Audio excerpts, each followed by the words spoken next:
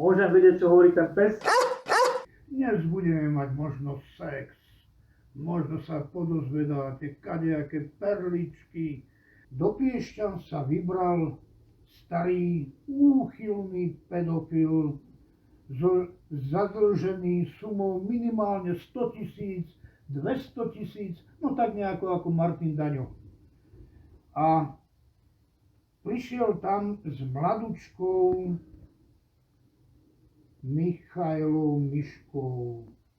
A už sa tešil, ako preukáže to, čo tam má zvráskavené, zničené, polochromé a bude sa odbavovať na týchto veciach voči mladej dievčine. A čo urobili? Vošli do sauny. A pritom národ trpí. Vošli do sauny a národ zachvátili veľké horúčavy. Ľudí začalo páliť, požiare obrovské začali, ale tomuto uchylákovi to bolo jedno, on si užíval saunu. Od toho najhoršieho, od tých požiarov ich zachránila povodeň, pretože našťastie vošli do výrivky.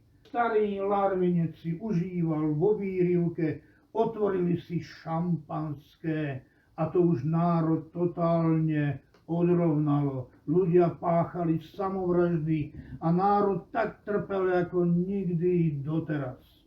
Pretože našťastie sú tu Mrlešovci, občiansky tribunál, ktorý prišiel ako svedomie a zachráni slovenský národ, vyvedie vyvrheľov z tohto odpadu, ktorý je tu, ktorý sa hrá na niečo a poukázali správne. Národ trpí a pozrite sa na nich, ako si tam užívajú, ako žijú svojím životom. Amen. Mrlešovci, Melešovci, občiansky tribunál, svedomie národa, mozog dali do povedomia mňa a Michailu a dali hrdý názov Národ trpí. Nazývajú ma napríklad oni tam pedofilom. Dopustili sa trestného činu. Pijú a tak ďalej a národ trpí. Pôjdem po vás. A ja pôjdem. Banda Madame Heribandy. Nebudeme to teda dlho naťahovať. I 2-3 vety. No dobre. Nezabudli dať a vytvorili Rómeo a Júlia párik. To som sa aj neskôr dozvedel, že to je veľmi talentované dievča. Ako mladistvá vyhrala plávanie, majsterka republiky a venovala sa trochu aj kulturistike. Prišli sme tam, zistil som, že to pozostáva zo sauny a žil. Hovorím si, aspoň ako imunita to bude dobré. Tak slovo dalo slovo, zistila Piešťanov, ja som sa potešil. Ona sama je rozumné dievča, vie, čo je dobré, bola nadšená, išli sme sa kúpať, tak majiteľ prišiel a povedal, spýtal sa, prajete si k tomu aj šampanské? Tak jedna fľaša, prečo nie? Milá Miška, keďže mala 20 rokov, nepotrebovala súhlas rodičov. Nie je to zakázané. Vek medzi partnermi nie je stanovený. Však predsa kedysi sobášili aj starých panovníkov s 12-ročnou. 2001, rok narodenia. Takže, či mám pomer s Michailou, to vám odpoviem inak. Právnicky. Pedofil je v zmysle psychológie to ten, koho zaujímajú nevyvinuté osoby. Sú to osoby, ktoré sú do 15 rokov. Do 15 rokov. Michaela má 20 rokov. 2, 3, 4, 5, 6, 7, 8, 9, 10, to hovorím pre tých dekadentných appendixov, ostatní vedia. 11, 12, 13, 14. To už pre Melešovcov, hej? Áno, pre Melešovcov. Dekadentné slepé čreva. Povedal som tam slovo 20. Ozaj, on je pedofil. Alebo, no... Som gej. nenormálny, áno, že som gej a tak ďalej, no. Je ideálne, keď je rozdiel do 30 rokov, jedna generácia. Je tam dôležité, keď ideme do wellnessu vek medzi partnermi. Možno je tam intimný záujem, ale neformálny. Možno je tam viac. Teraz sa jasne rozhodla, že ide študovať technický smer, techniku, možno kvantovú fyziku a tak ďalej. Začala sa vyvíjať. Osoba, ktorá ide na štart na svoj runway a chystá sa na vzlet. Áno, je pravda, že ja už zase rozmýšľam pomaly o zostupe. To dievča potrebuje rásť. Potrebuje spoznávať život. Doteraz mala ťažký život. Sme sa dokonca rozhodli a aj dohodli, že ho aj buď sfilmujeme, alebo napíšeme knihu. A ja sa proti vám postavím. Keď budete sa snažiť zničiť život tohoto dieťaťa. My ako revolucionári, nazvime to aj ako vás to irituje, partizáni alebo podobne, povstalci, tak my 365 dní, 366 si dovolíme nejakých možno 10-15 dní mať voľno. A teraz prídeme k tej podstate. Trpí občiansky tribunál bludovou poruchou. Rudko Vasky trpí demenciou. Áno, Rudko Vasky trpí demenciou. Jožko Kláni musel mať odborníka z Rakúska, super profesora, ktorý mu vystavil potom posudok po prešetrení, že je normálny. Kto nemá v palici, nosí rúško na ulici. 45, 12 a tak ďalej a podobne. Chceš tomu niečo dodať k ním? Ja? No, nech sa páči. Fakt to by som nemal, čo k tomu dodať. Mám niečo k tomu dodať, akože... Môžeš tým výmyslom a tak ďalej. Tak samozrejme, tak furt skúšajú kyberšikanu, však naposledy to bol ten refresher, nie? No. A budete mať veľké prekvapenie. Nebudeme s vami hovoriť, keď je to prekvapenie. No celkovo... Takže ja by som sa vyjadril Martinovi Daňovi. On je to čistý psychopat, tak ako si tí Malešovci. On by len kopal. Do vlastencov kopal. No. Ten afekt, defekt. No, Máš ozaj defekt v hlave, chlapče. Ty vôbec nevieš ani repovať, texty stoja za hovno, muzika stojí za hovno, to ti poviem otvorene, lebo počúval som kedysi rap, takže viem, čo to je hip-hop a takéto veci, že volať sa Lavrinec, by som sa pod zem prepadol. Od Hamby prepadol. Ja by som to inak povedal. Dať si názov, debilný pes, prostý potkan, alebo Ján Meleš, tak sa radšej sám zakopem. On urazil celý rod Laurincovcov na Slovensku, kohokoľvek, a dopustil sa toho, čo je ten trestný paragraf, hanobenie, rasizmu, vierovyznania a tak ďalej. Je to dosť závažný trestný čin. NAKA by ho mala aj hneď izbrať. No, a plus zosnovanie organizovanej skupiny. Áno, a je to organizovaná zločinecká skupina. Tento človek sa dopustil veľmi závažného trestného činu, ako je hanobenie rasy, národa. A upozorňujem vás za každý komentár, za každý článok hanebný voči mojej rodine. Mám právo položiť nutnú obranu. Máme 3 mená, ktoré sú skorumpované z polícii. Takže je to prezumpcia neviny. Nemôžeme povedať, že áno alebo nie. Použiť napríklad prezumpciu nie neviny, ale viny. Sme v 2013 roku dali oznámenie Národnej rade, že existuje občiansky tribunál,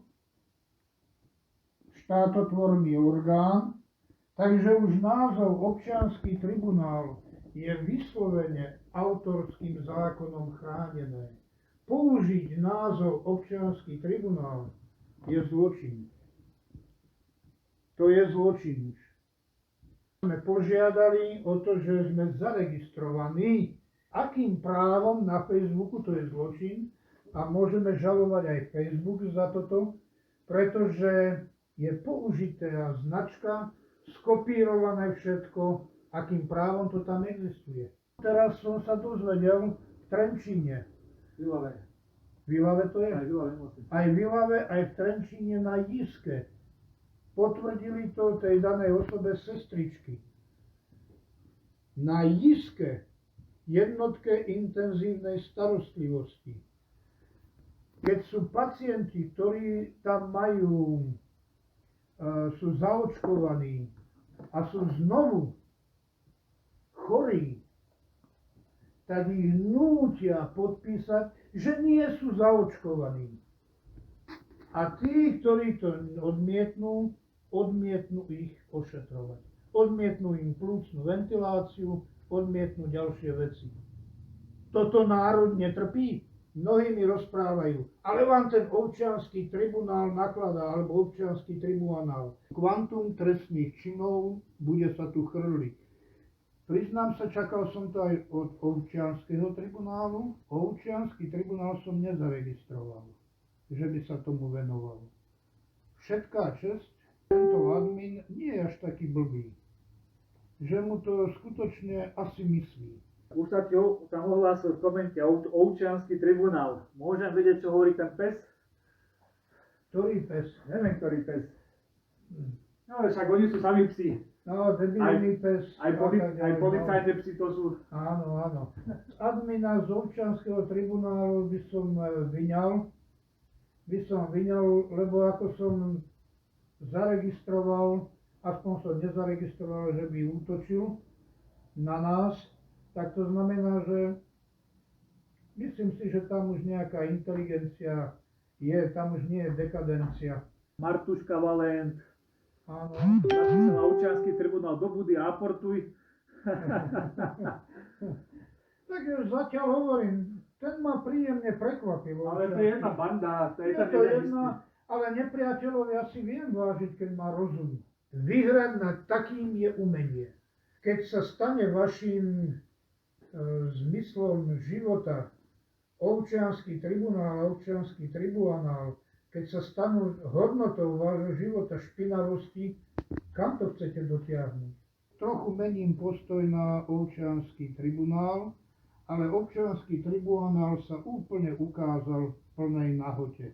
Ja som ich pracovne nazval, a ich budem nazývať túto skupinu ľudí pojmom dekadentné appendixy. V ľudskom tele, keby boli, tak oni sú skutočne Melešovci, Mrlošovci a spol slepé črevo. Majú zosnovanie zločineckej skupiny. Áno, zosnovanie zločineckej skupiny. Sú riadení, ich cieľom je nič iného, iba útočiť proti ľuďom, ktorí nepodporujú liberálnu politiku skazenú. Martin Daňo, to je tiež v podstate slepé črevo, appendix, dekadentný, ukážeme si to na tom. Ukážeme. Poďme teraz k tomu, moje zlaté, ale ja sa ti nemôžem teraz venovať. Nemôžem, no, zlatíčko, no. A budeš na Mrvešovcov, neboj. Áno, potom moja, potom krásna. Budeš sa venovať im, dobre moja. Ste narkomani, ste úplne narušené nuly a tak ďalej. Taký živočích tam bol v tých komentároch, volá sa David Kúrňava. A tento živočích, niečo medzi človekom a zvieraťom, on dokonca na tú fotku tej výrivke, že on si to vytlačí na veľký formát a kde sa objavím, príde s tým na protest. Nedá si odpich, mám právo použiť aj moju tvrdú, ťažkú pravú ruku. Teším sa na teba, živočík Dávid Kúrňava. Keď mi niekto povie, že sa mu páči občiansky tribunál alebo občiansky tribunál, tak už viem, s kým hovorím. Jak som povedal, ja som lovec. Nachystal som korisť a nech sa páči, skoč na ňu. Sú 3 kroky pripravené na likvidáciu. Skočili ste na to a teraz uvidíme, ideme na to už úplne ináč. Nejdeme v štýle, jak sme chodili, že prídeme na Lermontovú, alebo kde tu máte trestné oznámenie. A podobne, tamto sa stratí. Trestné oznámenie sa stratilo. Nikto nevie, kde je, zmizlo. Aj moje zmizlo, nikto nevie a tak ďalej. A potom pôjde tretia likvidačná časť. morálna a duševná narušenosť. Veľmi ťažká. Ľudia, zapamätajte si, keď budete vidieť niečo napísané na občianskom tribunáli, na občiansky tribunál, tak samozrejme je to značka darebáctva, Podvodu. Tak, neviem. Sklamal som vás dnešným, nebol tam sex, budete si ho musieť užiť sami. Dobrú noc.